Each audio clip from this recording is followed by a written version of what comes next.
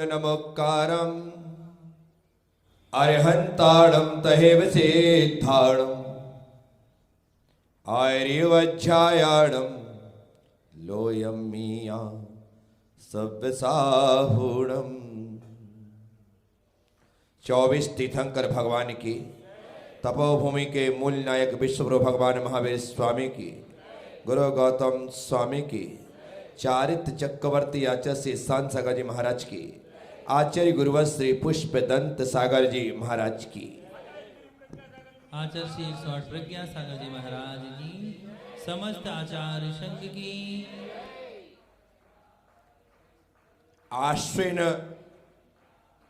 सुदी एकादशी 20वीं सदी के प्रथमाचार्य चारित्र चक्रवर्ती श्री शांति सागर जी महाराज का आज आचार्य पदारोहण दिवस। वे महान आचार्य, वे महान साधक, वे महान तपस्वी, जिनके कारण आज श्रवण परंपरा जीवंत हो उठी है। आज यदि 1600 पिच्छीधारी आपको देश में विचरण करते हुए दिखाई दे रहे हैं, तो उसके मूल और मुख्य कारण चारित्र चक्रवर्ती आचार्य श्री शांति सागर जी महाराज हैं। आचार्य महाराज ने बिना मूलाचार के मूलाचार का पालन किया। मतलब जब वे मुनि बने तब मूलाचार प्रकाशित नहीं था, उपलब्ध नहीं था। आचार्य महाराज की प्रेरणा से ही उसका पहली बार फलटन ने समाज ने प्रकाशित किया। और आचार्य महाराज ने जब मूलाचार का अध्ययन किया तो उन्हें बड़ी संतुष्टि हुई, बड़ी खुशी हुई कि जैसा इसमें लिखा है मैं वैसा ही पालन कर रहा हूं। अब प्रश्न यह उठता है कि जिसने पढ़ा ही नहीं है, जिसने सुना ही नहीं है, जिसने जाना ही नहीं है, उसने मूलाचार का पालन कैसे कर लिया? समाधान सिर्फ इतना है,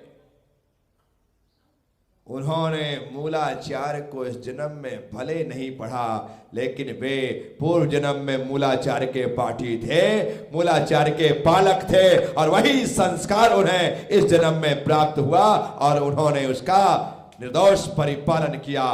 वे चारित्र चक्रवर्ती आचार्य शांति सागर जी महाराज, जिनके समक्ष, जिनके सामने उस काल में कदम कदम पर समस्या ही समस्या थी। मुनि नहीं थे तो लोग मुनिचर्या को नहीं जानते थे, और मुनिचर्या को नहीं जानते थे तो आए दिनों उनके उपवास हो जाते थे। 35 साल वे साधु रहे। कितने साल? 35 साल में 27 साल 7 महीने उन्होंने उपवास में व्यतीत किए। क्या? 9,938 उपवास किए। बोलो, अच्छे से बोलो भाई।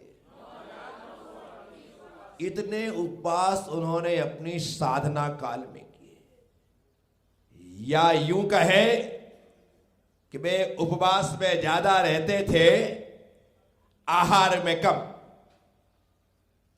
आहार उन्होंने कम किया। 35 साल में 25 साल आप लगा लो, 50% भी आहार नहीं किया, 60% भी आहार नहीं किया, 70% भी। 10 साल आहार, 25 साल उपवास। कितनी कठोर साधना की उन्होंने। जब एक एक्ट बना कि सभी मंदिरों में सभी धर्म समुदाय के लोग प्रवेश करके पूजा पाठ कर सकते हैं। ये एक्ट बना दिया गया। अब क्या करोगे? जैन मंदिरों में सभी का प्रवेश खुल गया। कोई भी जाति धर्म का मानने वाला भीतर तक गर्भगृह तक प्रवेश कर सकता है, यहां तक कि हरिजन भी। जैसे ही आचार्य महाराज ने यह एक्ट के बारे में, कानून के बारे में सुना, वे भीतर से बाहर तक हिल गए कि यदि ऐसा हो जाएगा तो आज हमारे मंदिरों की पवित्रता तो नष्ट होगी ही, हमारे मंदिरों के अतिशय भी समाप्त हो जाएंगे। क्या करना चाहिए? वे शांति सागर जी महाराज उस समय के, उन्होंने सभी विद्वानों को, श्रेष्ठियों को, धनपतियों को, दानवीरों को एकत्रित किया और एक मीटिंग ली। मीटिंग लेने के पश्चात उन्होंने संकल्प लिया कि जब तक सरकार यह कानून वापस नहीं लेगी तब तक मैं अन्न का त्याग करता हूं। क्या? अन्न का त्याग कर दिया। सिर्फ दुग्धाहार, फलाहार में मैं अपना जीवन व्यतीत कर, जब तक एक्ट वापस नहीं हो। कानून था सरकार का, मजाक है क्या वापस दिलवाना? लेकिन आचार्य महाराज का दृढ़ संकल्प में सबसे बड़ी बात यह थी, उनके जीवन की विशेषताओं में विशेषता यह थी कि वे दृढ़ संकल्पी थे। जो सोच लेते थे वह करके दिखाते थे। यदि उन्होंने सोच लिया कि पत्थर से पानी निकालना है, वे पत्थर से पानी निकाल देते थे। ऐसी हिम्मत, ऐसा साहस, ऐसा अदम्य बल उनके भीतर विद्यमान था। वे थे चारित्र्य चक्रवर्ती आचार्य शांति सागर जी महाराज। नियम ले लिया और बार बार मुंबई दिल्ली के चक्कर लगने लगे, क्योंकि उस समय मुंबई स्टेट था। मुंबई स्टेट था जो कि गुजरात और सौराष्ट्र तक फैला हुआ था। सर्वत्र एक ही मान्यता थी। ऊपर चले जाओ तो हुमचा, पद्मावती नहीं, ज्वाला मालनी तक मुंबई स्टेट की सरहद आती थी। इतना बड़ा स्टेट था। अब संकल्प बार बार पंडित सुमेध चंद जी आदि बड़े बड़े लोगों का सरकार के सामने जाना, जब बुलाया जाना वहां पर पहुंचना, वहां पर अपनी दलीलें रखना, अपनी बातें रखना, सब करना। साल, 2 साल, 3 साल व्यतीत हो गए, लेकिन एक्ट वापस होने का नाम नहीं ले रहा है। आखिरी पैतरा महाराज ने आखिरी दाव चला और कहा मेरी बात जाकर के वहां पर कह दे। बस एक बात ध्यान से सुनना। आचार्य महाराज ने सरकार के सामने अपनी बात रखवाई कि आपने नियम बना दिया कि सभी लोग सभी मंदिरों में जाकर के पूजा आराधना कर सकते हैं, ठीक है। तो जो जैन मंदिर में आएंगे उनसे पूछिएगा क्या वो जैन है? पहला प्रश्न, क्या वो?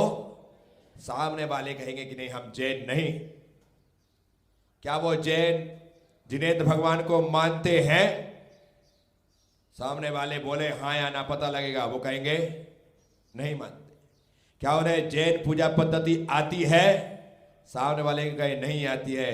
बोले मेरे 3 बातें, 3 प्रश्न कोर्ट में, स्टेट के सामने, सरकार के सामने रखना, उसके बाद निर्णय होगा। क्या वे जैन हैं? क्या आप जैन हैं? नहीं।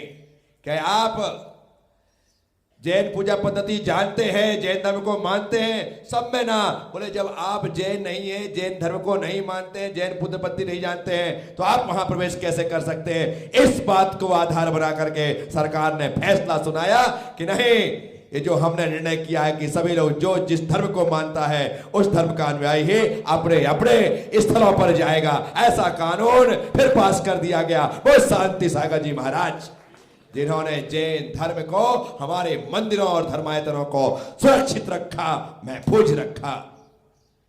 डट गए तो डट गए, भिड़ गए तो भिड़ गए, नहीं मतलब नहीं। दिल्ली गए आचार्य महाराज, इकलौते दिगंबर जैन साधु थे जिन्होंने दक्षिण भारत से विहार करके सम्मेद शिखर की संकल्पना लेकर के दिल्ली में प्रवेश किया।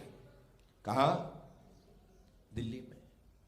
अब दिल्ली पहुंच गए आचार्य महाराज। चांदनी चौक लाल मंदिर में उनका प्रवास है। उस समय साधुओं को लोगों ने देखा नहीं था, कोई नंगा व्यक्ति इस प्रकार से निकल जाए तो सहन नहीं होता था, और उस समय अंग्रेजों की हुकूमत थी। आचार्य महाराज जंगल के लिए चांदनी चौक दिल्ली के लाल मंदिर से सुबह सुबह निकले। रास्ते में चौराहे पर पहुंचे, वहां पर सैनिकों ने रोक लिया। बोले आप कहां जा रहे हैं? बोले जंगल। बोले आप नहीं जा सकते। नहीं जा सकते। तो बोले खड़े हो गए। बोले वापस जा सकता हूं? पीछे। बोले नहीं जा सकते। आगे नहीं, दाएं बाएं कहीं नहीं जा सकते आप। आचार्य महाराज तो आचार्य महाराज कहीं नहीं जा सकते। तो उसी चौराहे पर उन्होंने आसन लगाई और आंख मूंद करके, और जैसे ही बैठे मुसीबत चालू हो गई। सारे के सारे लोग वहां पर जाम लग गया, लोग इकट्ठे होने लगे कि ये क्या हो गया। सरकार तक खबर पहुंची और बड़े आला अफसर वहां उपस्थित हुए। हाथ जोड़ करके कहा कि स्वामी आप यहां नहीं बैठ सकते। बोले मैं तो बैठा ही नहीं था। ये आपके सैनिक ने कहा कि मैं जा रहा था जंगल। इन्होंने कहा कि आप नहीं जा सकते, आगे नहीं जा सकता, पीछे नहीं जा सकता, दाएं बाएं कहीं नहीं जा सकता। तो मैंने जब कहीं जा ही नहीं सकता, चलो यहीं पर ध्यान करते हैं, तो मैं यहीं पर बैठ गया। बोले नहीं, आप जहां जाना चाहे वहां। नहीं नहीं नहीं नहीं, अब ऐसे नहीं जाऊंगा।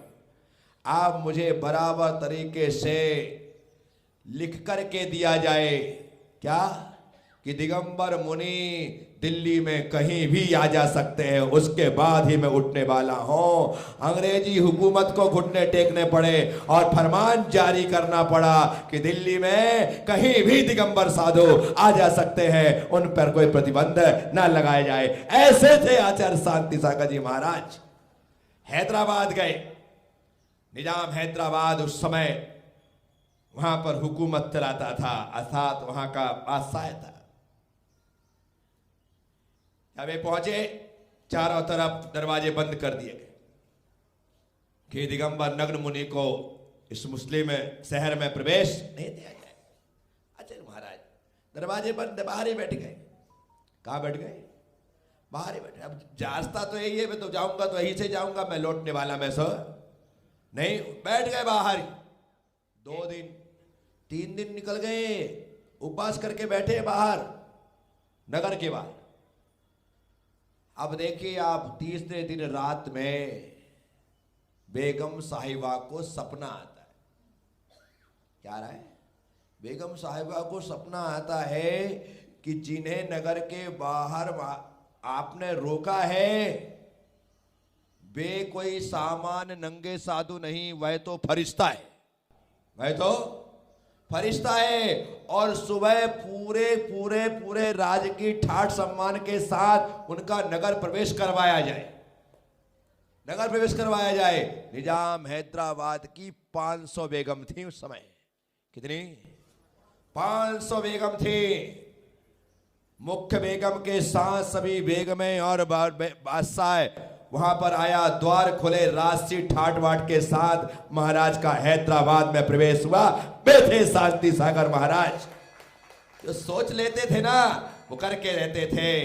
कई बार बड़े बड़े सर्प तो उनके गलों में आए दिनों लिपटता रहता था। लिपटता क्या था? वो उनके दर्शन करने आता था, उनके शरीर का स्पर्शन करने आता था। महाराज बैठे, सर बैठ जाता था। भगवान पार्श्वनाथ पर तो धर्मेंद्र ने एक ही बार फड़ फैलाया था। भगवान आचार्य शांति सागर महाराज पर लिखित रूप में ऐसा है कि 5 स्थान पर सर्प आकर के लिपटा और अपना फड़ मंडप बना करके उन पर बैठा रहा। बैठे शांति सागर महाराज। शरीर के ऊपर असंख्य चींटियां चढ़ गई। यशोधर मुनिराज पर तो एक बार चढ़ी थी और महारानी चेलना ने उपसर्ग दूर किया था। यहां महाराज के समक्ष रात में गुफा में दिया जला दिया गया, शरीर में तेल लगा दिया गया, घी लगा दिया गया।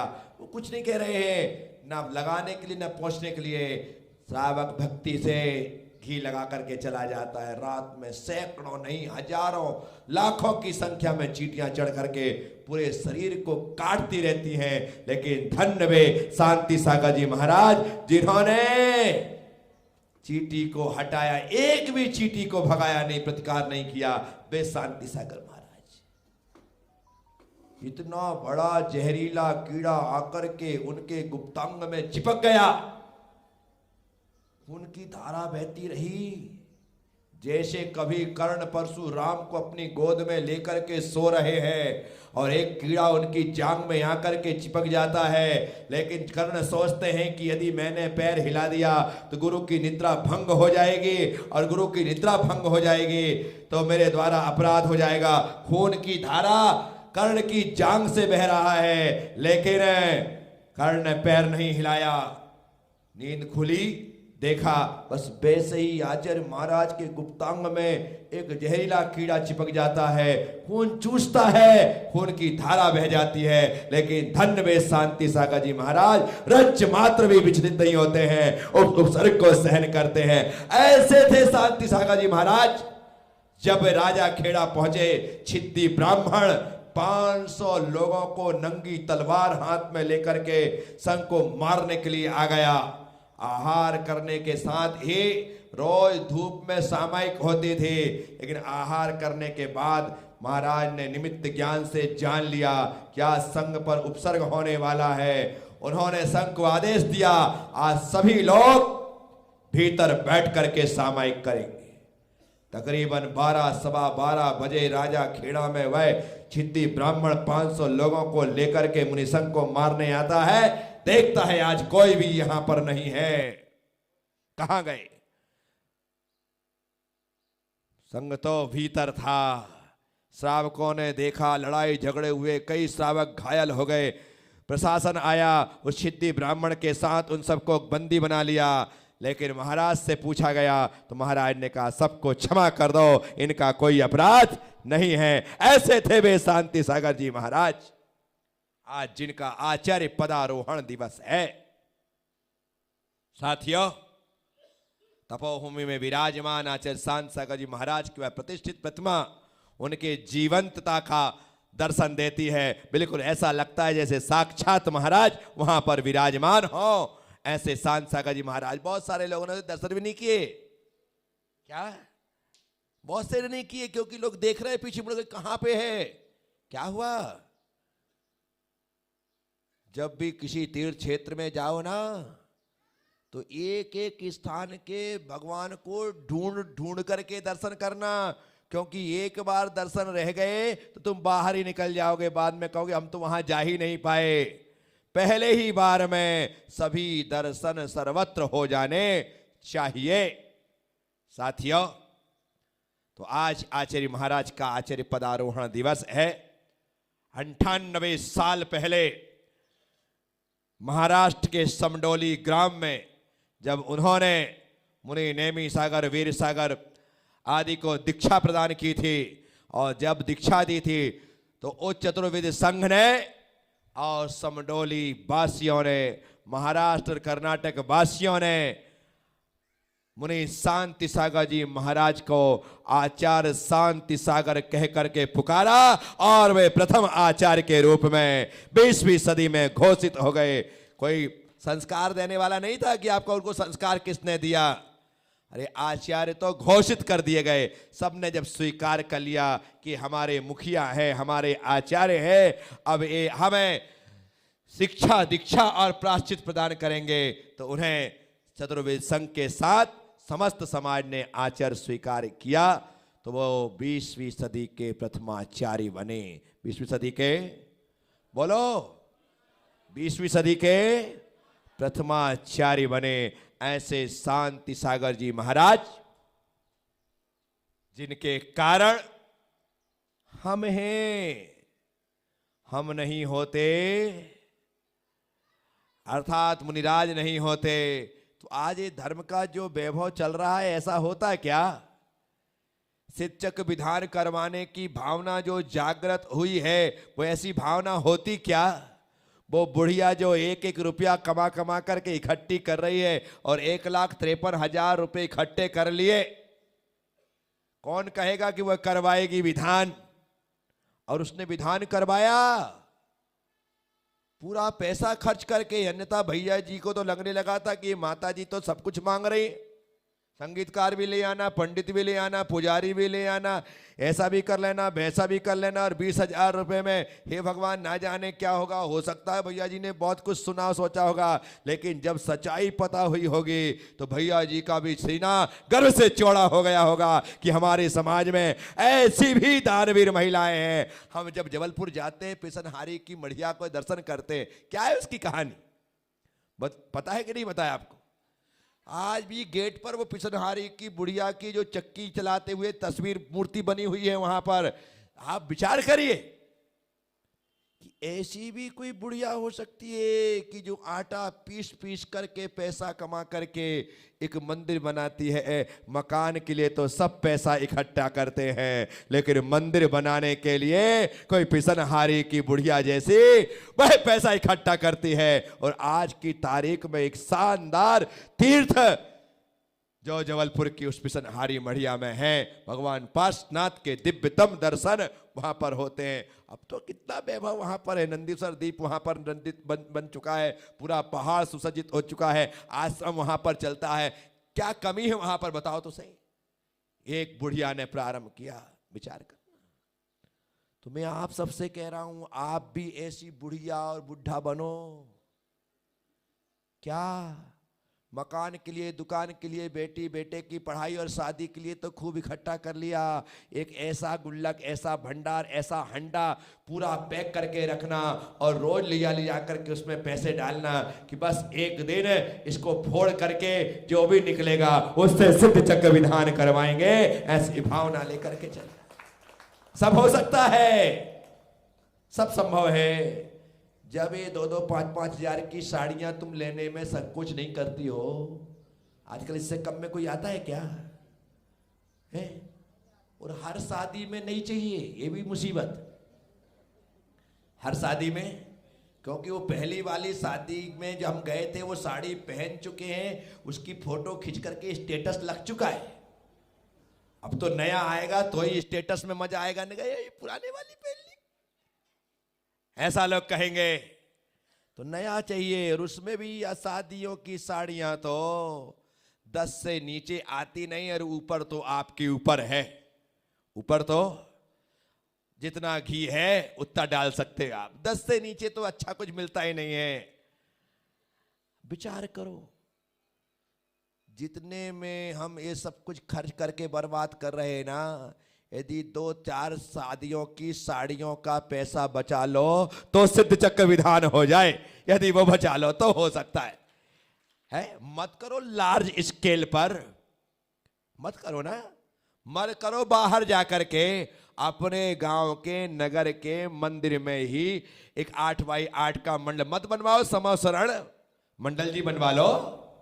क्या मंडल जी बनवा लो, मत बुलाओ बाहर से पंडित जी, पैसा लग जाए।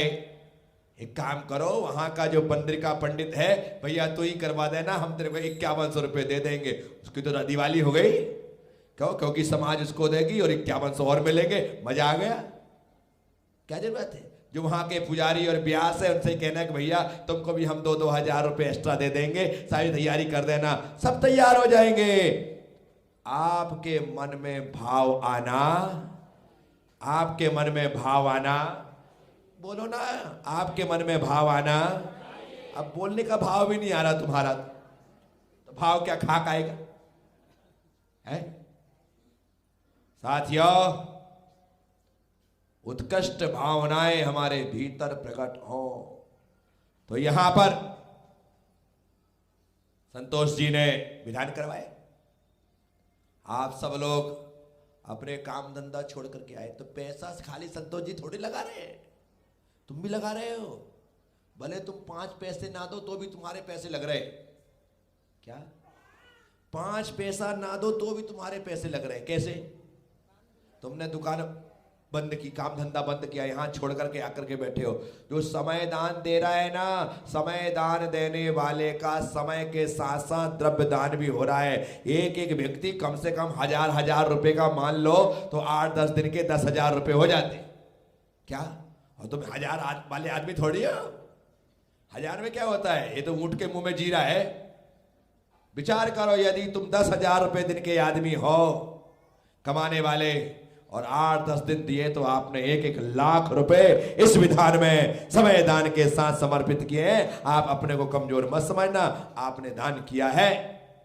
साथियों, आप सब लोगों को आचार्य शांति सागर जी महाराज का यह जीवन चरित्र के कुछ प्रसंग सुना करके मैं चाहता हूं कि हमारे इस दिमाग में, इस दिल में शांति सागर महाराज के प्रति अनन्य आस्था का भाव जागृत होना चाहिए, क्योंकि वे हुए तो हम हुए, अन्यथा ये उम्मीद ही हम नहीं कर सकते थे। ऐसे कितने लोग हैं जिनके घर में शांति सागर जी की फोटो है, जिनके घर में शांति सागर जी महाराज की फोटो है? बताओ, 1 2 3 4 क्या 5, बस। प्रत्येक घर में शांति सागर जी की फोटो होनी चाहिए। मन मन में हो शांति सागर, घर घर में हो, मन मन में हो शांति सागर। मैं बोलता हूं मन मन में, आप बोलो घर घर में, ठीक है? मन मन में हो शांति सागर, मन मन में हो शांति सागर। किस किस को शांति सागर जी की फोटो चाहिए? ईमानदारी से ना, बिल्कुल सम्माननीय स्थान पर उन्हें लिया करके लगाना है। मैं अभी दिखवाता हूं यहां पर व्यवस्था में, क्योंकि मेरे आस्था के केंद्र है वे। कुंद कुंद के प्रति इतनी आस्था नहीं है, भद्रबाहु और समंतभद्र के प्रति इतनी आस्था नहीं है, इतनी आस्था मेरे मन में इनके प्रति है, शांति सागर जी महाराज के प्रति। जबकि मैं आचार्य आदि सागर जी महाराज की परंपरा का साधु हूं, लेकिन आस्था इन पर रखता हूं। किस पर रखता हूं? इन पर रखता हूं। तो ऐसे शांति सागर जी महाराज के आज आचार्य पदारोहण पर आप सभी लोगों को उनकी ओर से बहुत बहुत आशीर्वाद, अब मेरी ओर से बहुत बहुत आशीर्वाद। आपका जीवन मंगलमय हो, शुभमय हो, सुखमय हो, शांतिमय हो, आनंदमय हो। बहुत बहुत आशीष, शुभाशीष हमारे भाई डॉक्टर राजेंद्र जी गदिया नवापाराम राजिम से यहाँ पर उपस्थित हुए हैं। आप इनके सम्मान में जोरदार तालियां बजाएं। एक अद्भुत गजब का ही व्यक्ति है, एकदम सीधा साधा सज्जन प्रकृति तो है ही, लेकिन जो देव सास गुरु के प्रति समर्पण का भाव है वह प्रशंसनीय है। ऐसे भाई राजेंद्र जी गदिया, महावीर जी निगोतिया जो कि भिलाई निवासी है, यानी ऐसा कहा गया महावीर जी, ऐसे व्यक्ति है महावीर जी, जब वहां पर चौके लगते हैं भिलाई में, उस वक्त तो असक्त हो गए, लेकिन जब वो मजबूत थे, युवा थे, तो उन्होंने नियम कर रखा था कि घर घर में कुएं से पानी ला करके हर घर में पानी पहुंचाना। करोड़पति आदमी है, आप ये मत समझना कि असक्त होगा तो लोग उसको भी 100, 200, 500 रुपए दे देंगे। करोड़पति आदमी है, लेकिन उसे लगा कि कोई भी महाराज हो, पहले और अंत में तो पानी पीते ही पीते हैं। मैं फल ले जा करके दूं, वो ले ना ले उनकी मर्जी, मैं कोई चीज दूं, लेकिन पानी तो वो पिएंगे ही पिएंगे। तो पानी मेरा पिया जाना चाहिए। पानी तो अपने कंधे में लिया कर घर घर चौके चौके पानी पहुंचाते थे। ऐसे हमारे महावीर जी यहाँ पर उपस्थित है। तो दुनिया में तमाम तरह के लोग होते हैं। प्रशांत,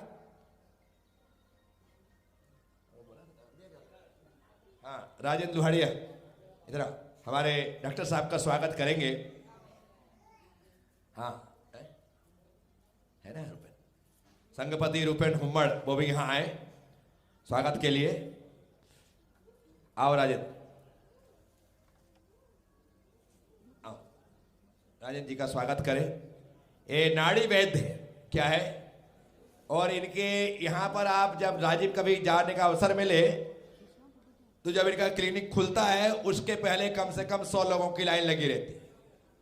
आने इतनी लाइन डॉक्टरों के पास नहीं होती जितनी लाइन नाड़ी वैद्य हमारे राजेंद्र जी के पास होती है, क्योंकि ये जिस प्रकार से दवाई इन्हें एक बार नाड़ी पकड़ करके इन्होंने दवाई दे दी तो 100% वो व्यक्ति ठीक होने वाला है।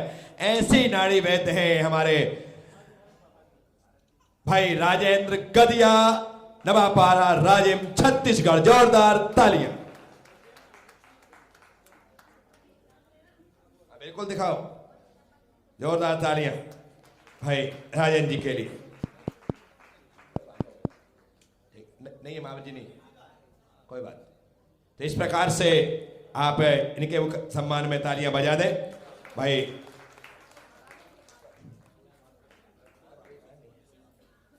तो इस तरह से ये बात है। हमारे सुदीप जी जैन हाथ में माइक ले चुके हैं और मुझे माइक लेने के पश्चात लगता है कि कुछ विशेष बात बोलने वाले हैं। एक अच्छी सी बात सुदीप सुनाएंगे। नमोस्तु आचार्य श्री, नमोस्तु आचार्य श्री। हाँ। सिद्ध चक्र महामंडल विधान आपके सानिध्य में तपोभूमि हो रहा है, इसकी गूंज पूरे इंदौर में हो रही है। क्या बात कर रहे हैं, वो ताली बजाओ। तो उदयनगर से एक बस पूरी आई हुई है, महिलाएं और पुरुष भी आए हुए हैं। तो मैं उन सभी से आग्रह करता हूं कृपया वो आए और आचार्य श्री को श्रीफल भेंट कर आशीर्वाद प्रदान करें, प्राप्त करें। हाँ, और हमारे क्या कर दिया, प्रदान कर दे बोल दिया। नहीं, तो मैं नमस्ते कर लूं। नहीं महाराज। उदयनगर के लोग आइए आगे, और आगे आ जाए। परिवार सोशल ग्रुप के अध्यक्ष, विद्यासागर सोशल ग्रुप के अध्यक्ष जेके जैन साहब भी, मंत्री सुनील जैन साहब भी उदयनगर से पधारे, कृपया वो भी आएं और आचार्य श्री को श्रीफल भेंट करें। और हमारे पूरे इंदौर के इंद्र अतुल थाला जी, महाराज जी आप पहचानते हो थाला जी को, अतुल थाला जी। कोई भी साधु आए इंदौर में, सर सबसे आगे झंडा लेकर चलने वाला अगर कोई व्यक्ति है इंदौर में अतुल जी, तो अतुल जी।